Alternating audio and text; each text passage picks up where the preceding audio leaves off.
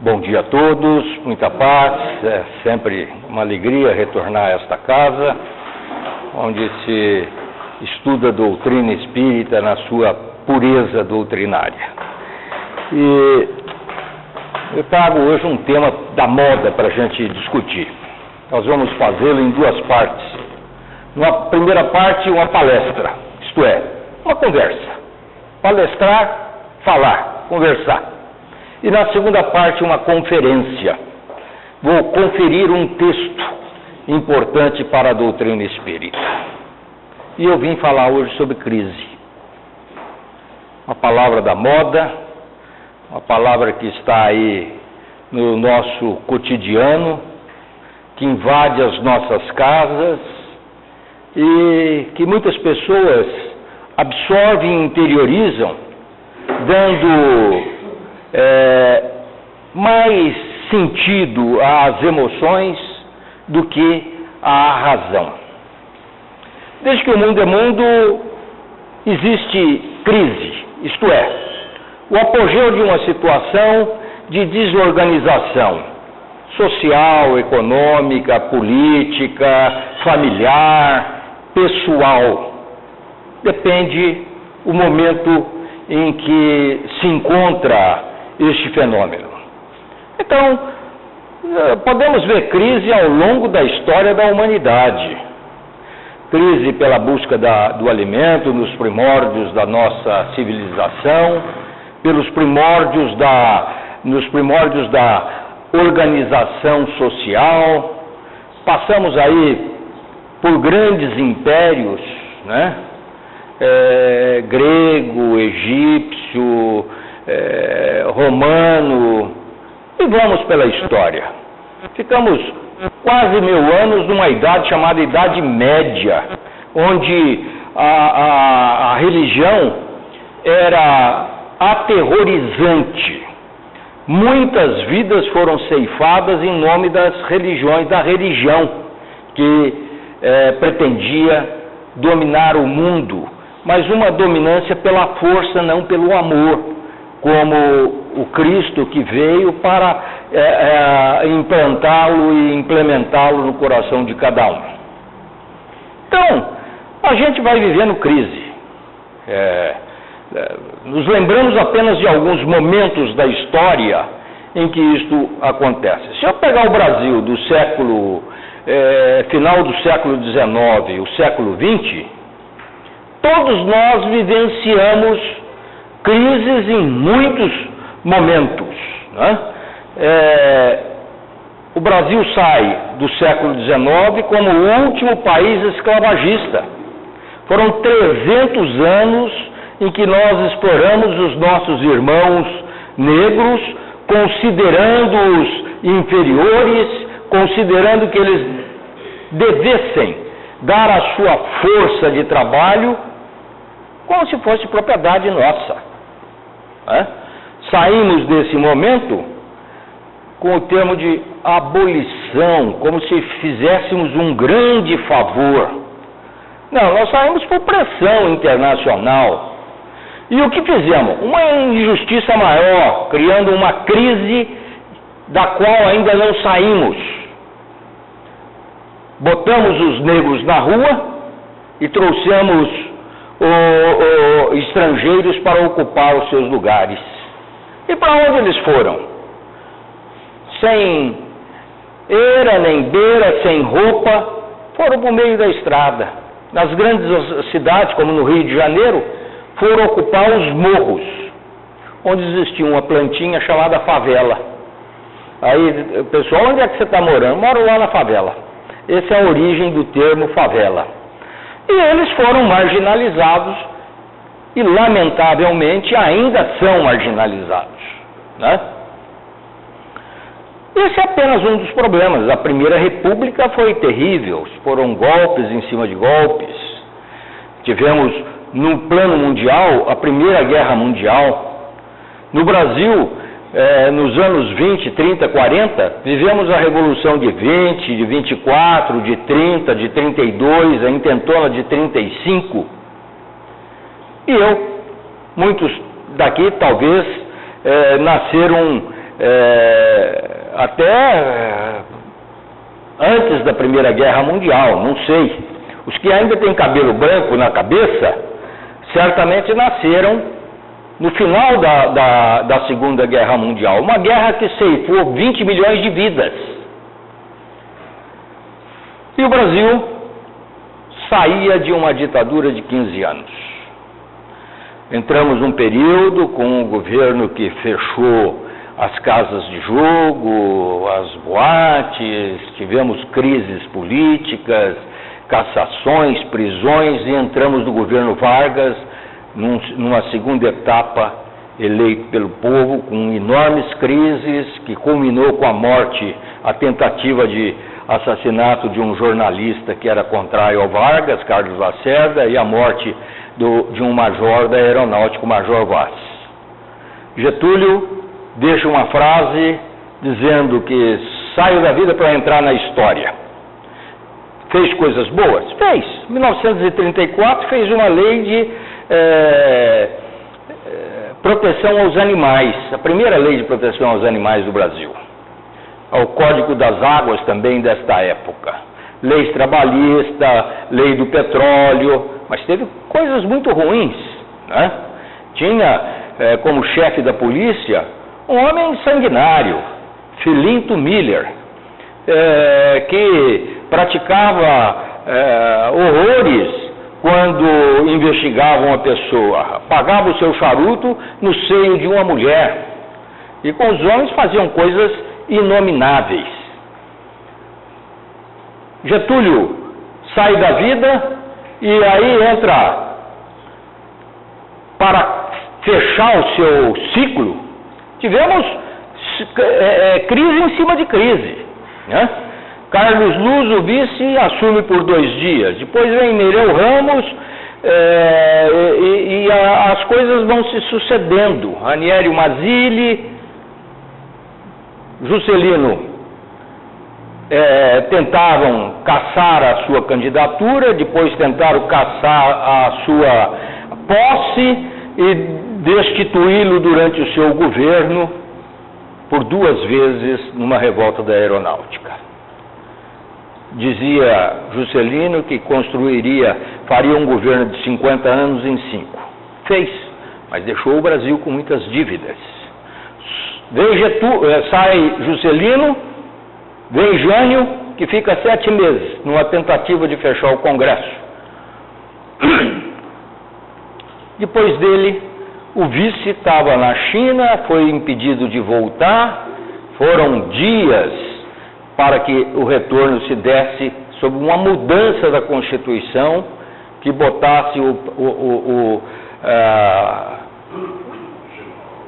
que acabasse com o presidencialismo, né? Depois houve mudanças nesse sentido novamente. Jango é deposto em 64 e nós ficamos 22 anos em ditadura. O ano de 83 é um ano muito importante, porque é o ano, vou voltar ao final desse nosso bate-papo, que parece não ter nada a ver com doutrina espírita, e até agora não tem, mas eu vou voltar ao ano de 83. Um ano muito importante também para a política, porque surge a emenda Dante de Oliveira à nossa Constituição, estabelecendo eleições diretas. E nós tínhamos na época um presidente que dizia-se gostar mais do cheiro de cavalo do que do cheiro de gente. Então eram crises, imensas crises. Esse ano foi um ano, 83 foi um ano muito difícil. No início da ditadura, eu era estudante. E como estudante, você sempre tem uma tendência a ser socialista, e a gente falava sobre educação, apontava o dedo para a gente e dizia ser comunista. Eu até confesso que eu tentei ser, mas fui incompetente para sê-lo. Bom, tivemos aí depois a morte do Tancredo, uma morte prematura, não assumiu o Sarney. No final do governo dele tivemos 83% de inflação ao mês, ao mês, né? Hoje nos assusta ter 2 dígitos ao ano. E vem então o cavaleiro das mudanças, o Collor, foi deposto, e o Itamar começa um novo sistema. Paro por aqui. Apenas para mostrar crises. São crises econômicas, crises políticas, que afetam a todos nós, que nos levam a desequilíbrio muitas vezes, afetam o nosso sentido de família, e nós precisamos estar preparados para esta questão. O que nos diz a doutrina espírita? A doutrina espírita nos diz que somos espíritos individualizados, que temos uma destinação que é crescer, evoluir, mas temos também livre-arbítrio. Nós escolhemos a vida que queremos diante das nossas ações. Então, somos responsáveis pelas nossas ações. E nós herdamos a nós mesmos, porque nos sucedemos. Assim que desencarnamos, voltamos a esta vida com as heranças que trazemos do passado. Mas nunca perdemos uma reencarnação. Sempre aprendemos coisas novas. E precisamos aprender, segundo a doutrina espírita, a conter as nossas emoções. A questão número 100 do Livro dos Espíritos nos diz que, respondendo a uma questão de Kardec sobre o nosso processo evolutivo, os Espíritos dizem que nós somos bons e maus, nós somos leais e desleais, nós somos fortes e fracos ao mesmo tempo, diante das diferentes situações em que nos encontramos. E isto por quê? Porque somos espíritos em processo de evolução. Sabemos que não somos pessoas de alto grau evoluído, muito longe disto, e se olharmos no espelho da nossa alma, nós saberemos verificar as nossas mazelas, os nossos desequilíbrios, os nossos erros, mas que muitas vezes nós não temos coragem de colocá-los à vista dos outros. E com isso nós sofremos de autopiedade, autocompaixão, nos travestimos de um verniz social que demonstramos à sociedade ser o que nós não somos dentro de casa. Então, nós precisamos vencer essas adversidades. Isso cabe a nós, não cabe a mais ninguém. Isso não vem por decreto político. Isso deve-se unicamente a cada um de nós. E isso interfere no juízo da nossa família. Eu vou tratar aqui, fazer algumas lembranças de situações reencarnatórias em situações extremamente difíceis, em que se não houvesse a ajuda de o modelo de e não houvesse a autodeterminação, seria mais uma reencarnação perdida. Em 1880, nasce uma criança nos Estados Unidos, no sul dos Estados Unidos, filha de uma família abastada, cujo pai havia lutado na Guerra da Secessão e gostava de contar, viver contando as histórias da guerra. Essa menina fica cega aos 18 meses de idade. É acometida de uma infecção, não se sabe o que, talvez uma meningite, fica cega, surda e muda. E vai assim até os 7 anos de vida. Imaginem-se, cegos, surdos e mudos, por longos 5 anos e meio. É uma prisão sem fim, é uma tortura inimaginável. Então era uma criança extremamente agressiva e sem limites. E a família procura buscar ajuda. Acaba caindo nas mãos de Alexandre Graham Bell, o inventor do telefone, que era professor de surdo e mudo. E encaminha essa garota para uma menina, uma professora, que aos 5 anos de idade fica cega. Enxergava muito mal, teve tracoma, e era de origem irlandesa, pobre, o pai alcoólatra, ela perde a mãe aos 5 anos, e quando adolescente é abusada pelo pai, o pai a abandona junto com o irmão tuberculoso, vão para o asilo e passam a viver ali. Até que um dia, numa visita de um secretário de Estado, ela se lança aos pés do secretário e implora por educação. Ela quer estudar. E o secretário, então, movido pelas emoções mais nobres, recolhe essa menina, leva para uma escola de cegos, ela aprende o braille, aprende também a linguagem dos surdo-mudos, que são toques no corpo, e passa por algumas cirurgias. Se não me engano, 5 cirurgias, volta a enxergar. E ela se torna um fenômeno porque é uma professora que havia ensinado uma pessoa cega, muda e surda a ler, a sair daquela prisão que se encontrava. E essa professora, Anne Sullivan, é então encaminhada para tratar da pequena Helen Keller, que certamente todos vocês conhecem essa história.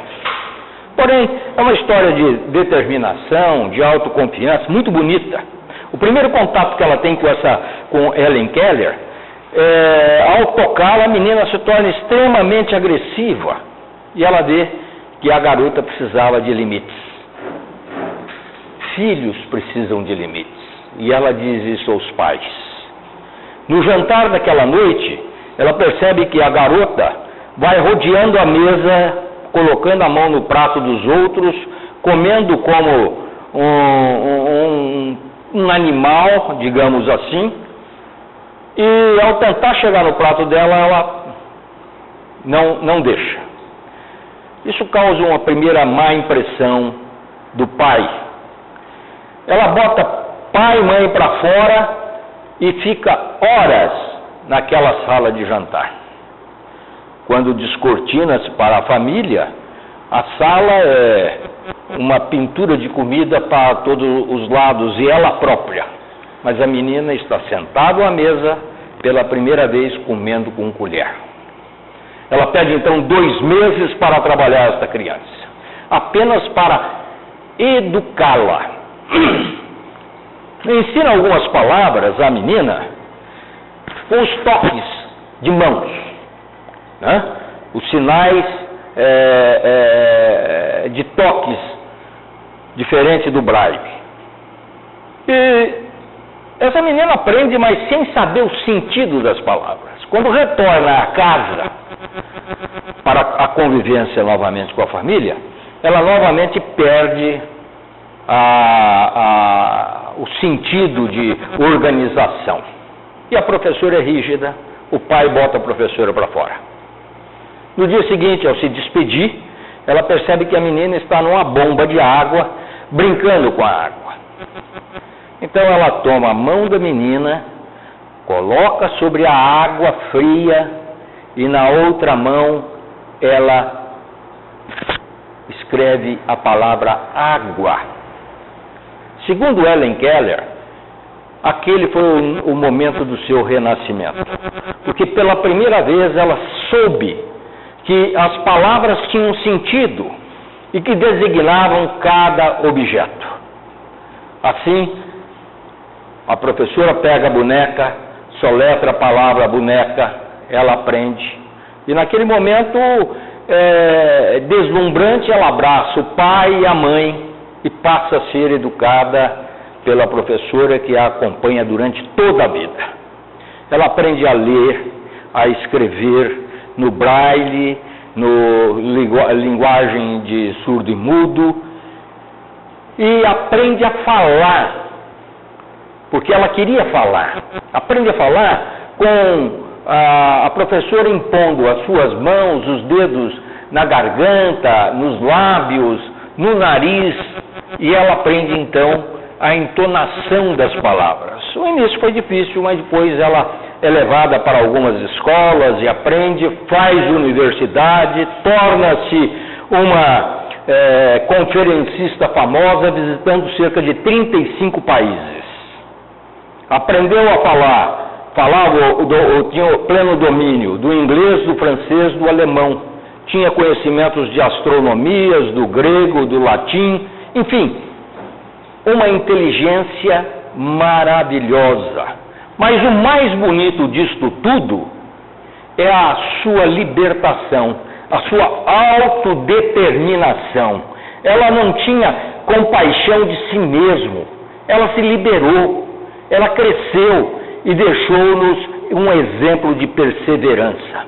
Ela dizia que apenas os fracos não tinham determinação, aos fortes cabiam lutar pela vida. Dizia ainda que, não imaginem vocês que eu não sinto angústia, não tenho esses sentimentos, mas eu aprendi a dominá-los. E nós muitas vezes, porque o Corinthians perde na quinta-feira, a gente passa uma sexta-feira no inferno, né? Porque o São Paulo perde hoje, o Joãozinho amanhã não sai de casa. Então, mas isso somos nós, que somos estamos engatinhando no conhecimento da doutrina e no aprendizado moral, porque essas coisas todas têm relação com a nossa família, a relação com a sociedade. É o único exemplo? Não, está cheio de exemplos desses. Um exemplo recente, que um personagem vivo dos Estados Unidos, nascido em 1951, negro, de família pobre, a mãe aos 13 anos de idade deixa o 3º ano de escola para se casar com um pastor batista, e que logo depois de ter nascido o 2º filho, separa-se da mãe, mas deixa um presente, né? Deixa 2 filhos para ela criar. Então ela tinha que trabalhar, como hoje muitas mulheres o fazem, 3 períodos para cuidar dos filhos. O menino é levado a uma escola em que a maioria era branca. Ele tinha dificuldades, apresentava dificuldades de resposta e era chamado pelos alunos, nisso que hoje nós chamamos de bullying, de burro. Ah, ele é burro, professora. E os próprios professores alimentavam essa questão, deixava a coisa, digamos, rolar. Ele um dia chega para a mãe, um garoto aí dos seus 12 anos, e diz: mãe, eu não vou estudar mais, não vou para a escola. Não, você vai sim. Por que não vai? Porque eu sou burro. Você não é burro, você é inteligente. E você vai à escola. Veja, novamente, os filhos precisando de limites. Aliás, um artigo essa semana do nosso juiz Pelarim fala muito bem disto. Fala sobre o Código Civil brasileiro, sobre os limites e a ascensão que os pais têm sobre os filhos. Mas nós achamos bonito da liberdade, é proibido chamar a atenção dos filhos, né? E o que nós vemos hoje são filhos que não têm limites e às vezes acabam provocando tragédias imensas aí que levam a dramas familiares, mesmo a dramas sociais. E essa mãe então impõe limites. Você não vai mais jogar futebol, televisor vai estar desligado, você vai estudar, vou ver suas tarefas, ela que era semi-alfabetizada, e você vai ler 2 livros por semana, no final da semana você vai escrever o relatório desses livros. E fez o garoto cumprir.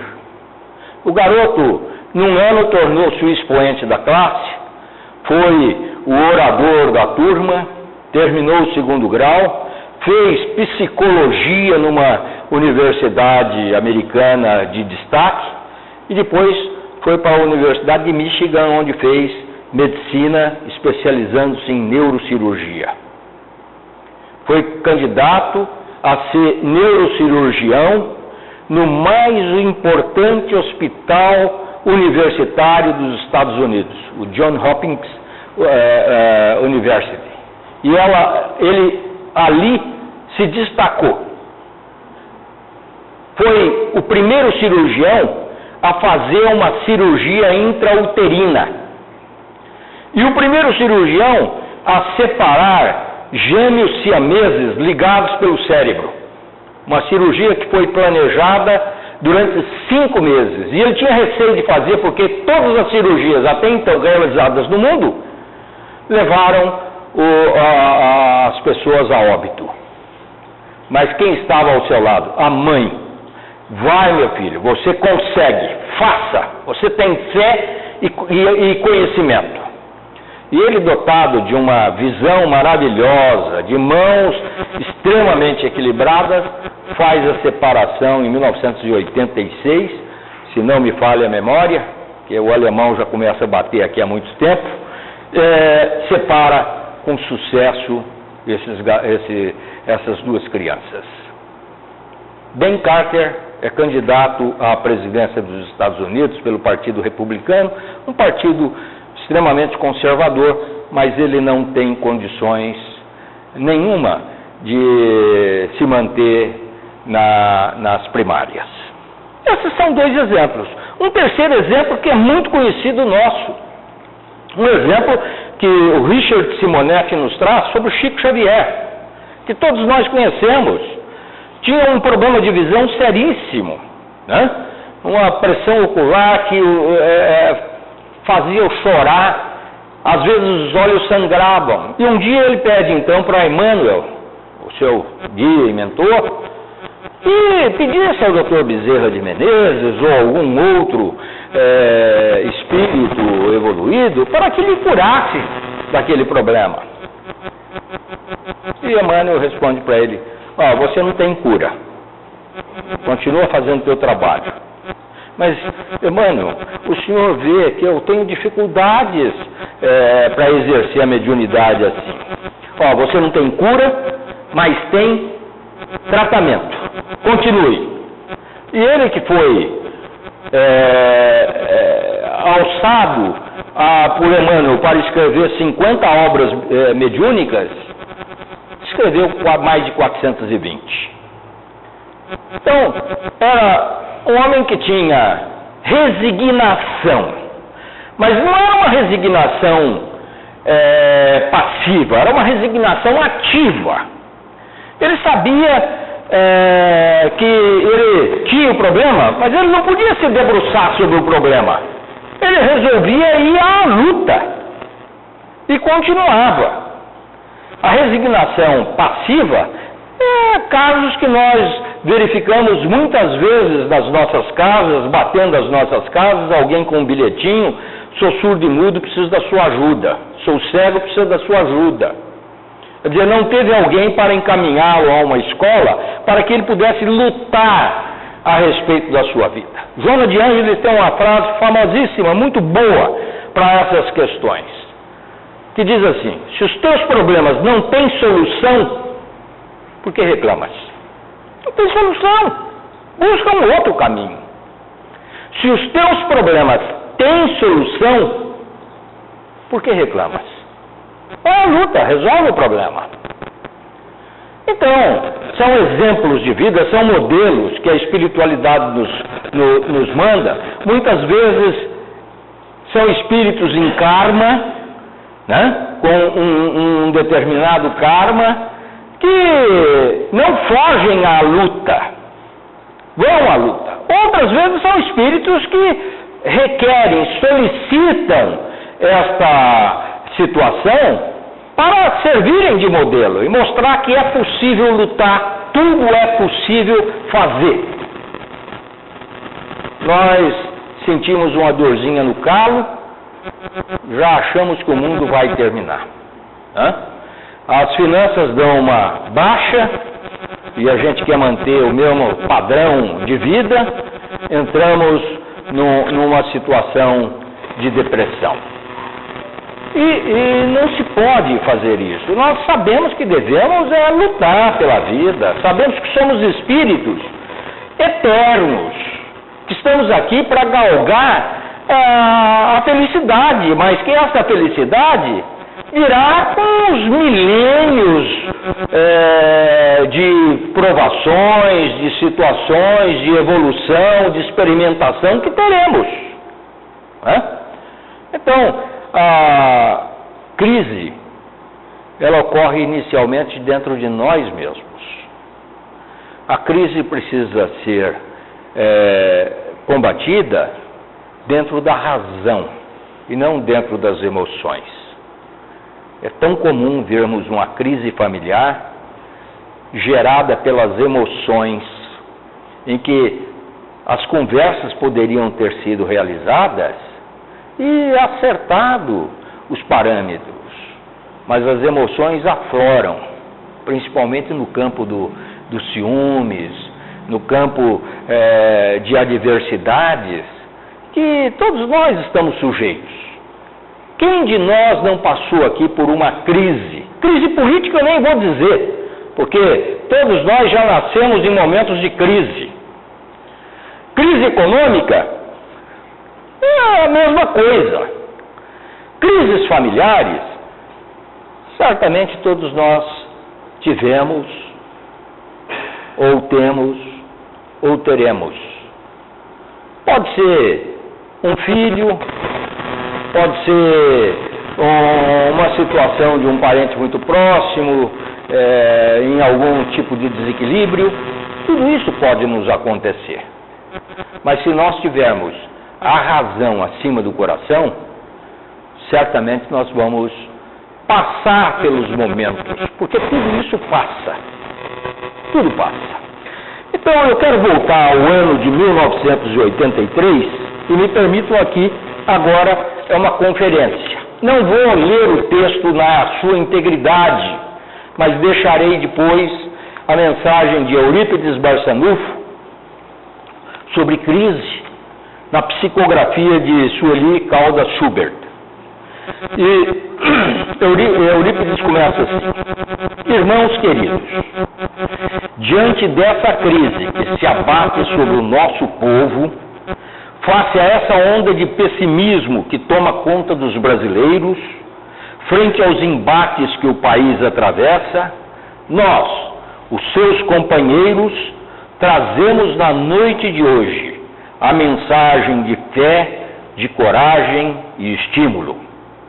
Estamos irradiando-a para todas as reuniões mediúnicas que estão sendo realizadas neste instante de norte a sul do Brasil. Durante vários dias, estaremos repetindo a nossa palavra a fim de que o maior número possível de médiuns possa captá-la. Cada um desses que sintonizar nesta faixa vibratória dará a sua interpretação de acordo com o entendimento e a gradação que lhe forem peculiares. Há urgente necessidade de que a fé, a esperança e o otimismo renasçam nos nossos corações. A onda de pessimismo, de descrédito, de desalento é tão grande que mesmo aqueles que estão bem intencionados e aspirando a realizar algo de construtivo e útil para o país, em qualquer nível, veem-se tolhidos em seus propósitos, sufocados nos seus anseios, esbarrando em barreiras quase intransponíveis. É preciso modificar este clima espiritual. É imperioso que o sopro renovador de confiança, de fé nos altos destinos da nossa nação varra para longe os miasmas do desalento e do desânimo. É necessário abrir clareiras e espaços para que brilhe a luz e a esperança. Somente através da esperança conseguiremos de novo arregimentar as forças do nosso povo sofrido e cansado. os espíritas não devem engrossar as fileiras do desalento. Não raras vezes, insuflado por mentes em desalinho, por inimigos do progresso, por agentes do caos, este vírus se expande e se alastra por contágio, derrotando o ser humano antes da luta. Portanto, cabe aos espíritas o dever urgente de lutar pela transformação desse estado geral. Que haja uma renovação dessa psicosfera sombria e que as pessoas realmente sofredoras e abatidas pelas provações rudes encontrem em nossas casas um clima de paz, de otimismo e de esperança. Meus irmãos, o mundo não é uma nau à matroca, naufragando. Nós sabemos que Jesus está no leme e que não iremos sossobrar. Basta de dúvidas e incertezas que somente retardam o avanço e prejudicam o trabalho. Sejamos solidários, sim, com a dor do nosso próximo. E não esqueçamos de que se o Brasil é o coração do mundo, somente será a pátria do Evangelho se esse Evangelho estiver sendo sentido e vivido por cada um de nós. Eurípides Barçanufo. Atentem. Psicografado pela médium Sueli Caldas Schubert em 14 de setembro de 1983, no Centro Espírita Ivon Costa, em Juiz de Fora. Crises vão acontecer sempre. Um grande amigo espírita, Euríclides Formiga, dizia que a nossa vida é como uma montanha russa. Uma hora nós estamos lá embaixo, precisamos nos preparar porque vamos descer. Não percamos a esperança porque vamos voltar a subir. É assim, são picos de crise e de vencimento heróico da nossa parte a cada uma das crises. Então eu volto a este ano de 1983, um ano difícil para o Brasil. Neste ano o Brasil teve 211% de inflação. O presidente que gostava do cheiro de cavalo e não gostava do povo, o cheiro do povo, teve que se ausentar do governo para fazer uma cirurgia nos Estados Unidos. Perdemos vários ídolos. No esporte, perdemos Garrincha. Na música, perdemos a Clara Nunes, a Altemar Dutra, Janete Claire. Perdemos Teotônio Vilela na política. Então, mas foi um ano que também teve coisas boas, como o caso da emenda Dante de Oliveira. No norte do país, tivemos a maior seca da história, que foi de 1979 até 1983. E no sul do país, imensas enchentes. E o coração do brasileiro, sempre voltado a consolar e atender as pessoas desoladas, faziam caravanas para levar comida, roupa e água para o Nordeste, ora para o Sul, e assim sucessivamente. Então, meus irmãos, não percamos jamais a esperança. Não deixemos que as nossas emoções tomem conta do rumo das nossas vidas. Nós não devemos ser seres despolitizados, absolutamente, porque somos cidadãos, né? Devemos trabalhar conscientemente pelo país, mas trabalhamos inicialmente pela nossa família, porque tudo que eu fizer fora de casa e não fizer dentro da minha família é puro verniz social.